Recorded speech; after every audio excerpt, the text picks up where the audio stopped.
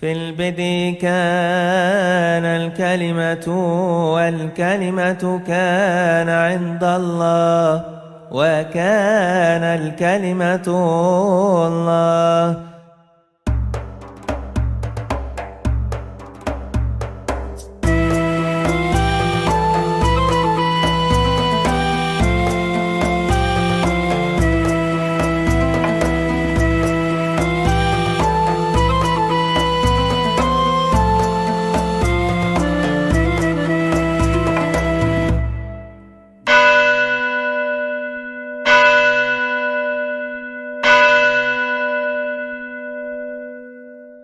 Shalom Alaikum BSM Hamasiyah. Saya sekarang berada di depan Kanisah Al-Mahad, gereja kelahiran Yesus di Bethlehem, Palestina. Ada banyak sekali kesalahpahaman yang dilakukan oleh orang-orang di luar iman Kristen terhadap Natal. Bahkan pandangan teologis yang dipaksakan oleh pihak luar terhadap iman Kristen, dan tentu pandangan itu keliru, itu kemudian dijadikan alasan untuk misalnya pengharaman pengucapan Selamat Natal.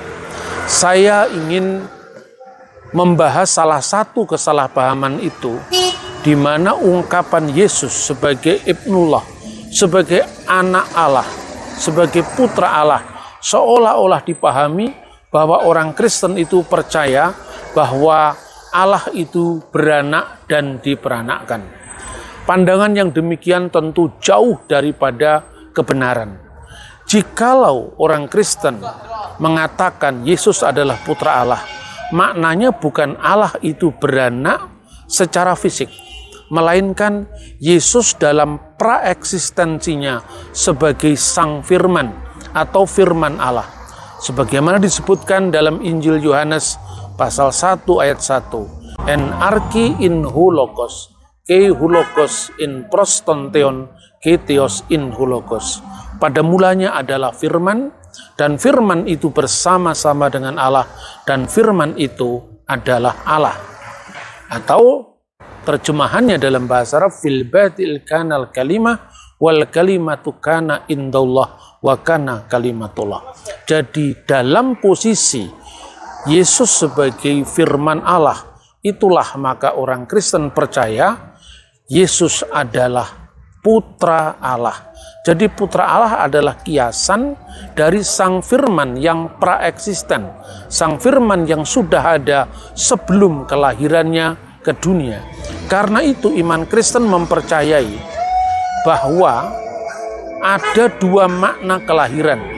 Yang pertama adalah kelahiran ilahi, divine birth of Jesus Christ. Dan yang kedua adalah kelahiran insaninya sebagai putra Maryam yang dilahirkan secara perawan dari Bunda Suci Maria. Makna yang pertama, firman Allah yang lahir dari Allah sebelum segala abad. Inilah yang diungkapkan dengan putra Allah. Artinya Allah mewahyukan diri melalui Sang Firman. Sehingga Allah yang tidak kelihatan menjadi kelihatan melalui kedatangan firman-Nya. Allah menyatakan diri, mewahyukan diri dengan firman-Nya. Saudara-saudara yang terkasih dalam Tuhan, ini pun diungkapkan oleh Yesus sendiri. Tatkala Yesus berkata dalam Yohanes pasal 8 ayat 42, jikalau Allah adalah Bapamu, kamu mengasihi aku, sebab aku keluar dan datang dari Allah.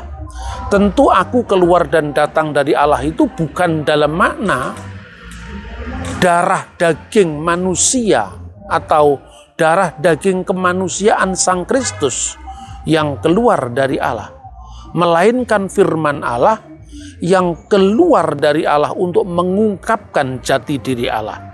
Karena itu dalam pengakuan iman atau yang dikenal dengan Qanun al-Iman dikatakan Yesus itu adalah wulida minal ab qabla kulli duhur, yang dilahirkan dari Bapa sebelum segala zaman. Mana ada orang yang lahir dari seorang bapa? Karena tidak seorang pun lahir dari seorang bapa, tentu maknanya bukan kelahiran fisik, tapi kelahiran ilahi.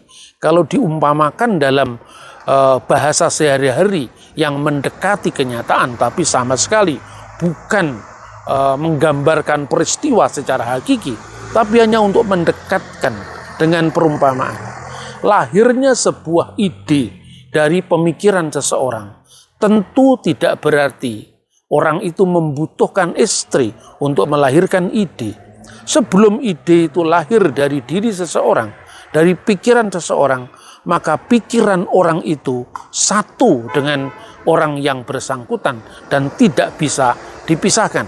Inilah maknanya kelahiran ilahi yang diumpamakan, seperti pikiran seseorang yang melahirkan gagasan dan untuk menyatakan siapa orang yang menyatakan diri. Kemudian dalam ayat 14, firman itu telah menjadi manusia.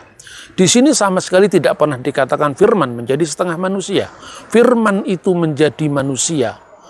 Artinya logos ilahi, sang firman yang olehnya segala sesuatu dijadikan, telah menjadi manusia. Inilah yang dikenal dengan inkarnasi, di mana sabda, di mana firman memasuki tubuh, memasuki daging, yang disebut dengan kalimatullah al-mutajasad, firman yang menjadi manusia dan diam di antara kita. Firman itu menyejarah, lahir, hadir di tengah-tengah umat manusia. Dan kita telah melihat kemuliaannya, yaitu kemuliaan yang diberikan kepadanya sebagai anak tunggal Bapa, penuh kasih karunia dan kebenaran. Kelahiran yang kedua inilah yang disebut kelahiran insani dari Bunda Perawan Maryam. Maka dikatakan ketika Elisabet memberikan ungkapan ketika bertemu dengan Maria, terpujilah engkau di antara semua wanita dan terpujilah buah rahimmu. Buah rahim dari Bunda Maria adalah Yesus. Jadi secara insani Yesus lahir sebagai buah rahim Bunda Maria, sebagai buah tubuh Bunda Maria. Namun secara ilahi dia firman Allah yang lahir dari Allah. Karena kelahiran yang pertama ini bukan kelahiran fisik, maka disebutkan sebelum segala abad. Ungkapan-ungkapan seperti ini adalah ungkapan yang hanya bisa dipahami dengan logika metafisik, bukan logika matematik. Karena itu, ungkapan lahir dari Bapa sebelum segala abad itu merupakan refleksi gereja dari awal sejarah kekristenan. Anda bisa menafsirkan kitab suci dengan tafsiran Saksi Yehova, tafsiran kaum Unitarian. Tapi lihat bagaimana para bapak gereja yang diajar sendiri oleh para rasul. Saya ingin mengutip misalnya Mar Ignatius al-Antaki atau Santo Ignatius dari Antioquia. Dalam 7 surat kirimannya telah memotret, menyaksikan sebagai saksi sejarah bagaimana perkembangan gereja mula-mula dan imannya tentang Yesus Kristus. Dia mengatakan bahwa kita percaya dengan satu tabib agung kita, Yesus Kristus Tuhan, yang lahir dari Bapa, yang lahir dari Allah, sekaligus lahir dari Bunda Maria. Ek Theos ke ek Marias. Lahir dari Allah artinya Allah mewahyukan diri melalui sang firman, yaitu Yesus Kristus. Lahir dari Maria artinya kelahiran secara fisik dari Bunda Maria. Maka jikalau orang Kristen berkata Tuhan Yesus Kristus, tentu yang disebut Tuhan ini adalah Lord of Lord, Tuan atas segala Tuan. Dan ini salah satu gelar dari Sang Mesias yang dinubuatkan oleh Raja Daud di dalam kitab Mazmur pasal 110 ayat 1. Neum Hashem Laduni, berfirmanlah Tuhan kepada Tuanku. Dan menurut tafsiran para rabi Yahudi, baik itu sebelum maupun setelah kekristenan, ungkapan Adoni atau Adonai itu merujuk kepada Malka Mesika, Raja Mesias yang akan datang. Jadi itulah gelar ketuhanan Yesus. Sementara gelar keilahian Yesus itu merujuk kepada firman Allah yang adalah Allah sendiri. Pertanyaannya, kenapa firman Allah itu adalah Allah sendiri? Karena tidak pernah ada waktu di mana Allah ada tanpa firman-Nya. Sehingga Alkitab mengatakan firman itu bersama-sama dengan Allah dan firman itu adalah Allah. Karena tidak mungkin Allah ada dan firman-Nya belum ada. Karena kalau itu terjadi berarti Allah tidak maha sempurna. Sebaliknya, tidak mungkin kita bicara tentang firman Allah tanpa merujuk kepada wujud dari yang memiliki sang firman itu, yaitu Allah sendiri. Begitu pula rohnya. Rohnya yang disebut Roh Kudus, yang sejak awal penciptaan disebutkan dalam kitab suci, Wiruah Elohim merakefet alfeni hamayim. Dan ketika roh Allah itu melayang-layang di atas permukaan air, tentu ini artinya penyaluran hidup ilahi dalam ciptaan mula-mula. Itu artinya bahwa hidup ilahi yang bersumber dari diri ilahi itu ada dalam Allah sendiri. Karena itu iman Kristen percaya Bapa, Putra, dan Roh Kudus. Allah, firman Allah, dan rohnya yang satu kekal selama-lamanya. Karena itu selamat menghayati bulan Natal yang sebentar lagi kita peringati. Dan artinya dari tanah suci ini saya mengajak kepada saudara-saudara Kristen secara khusus adalah memperdalam iman kita.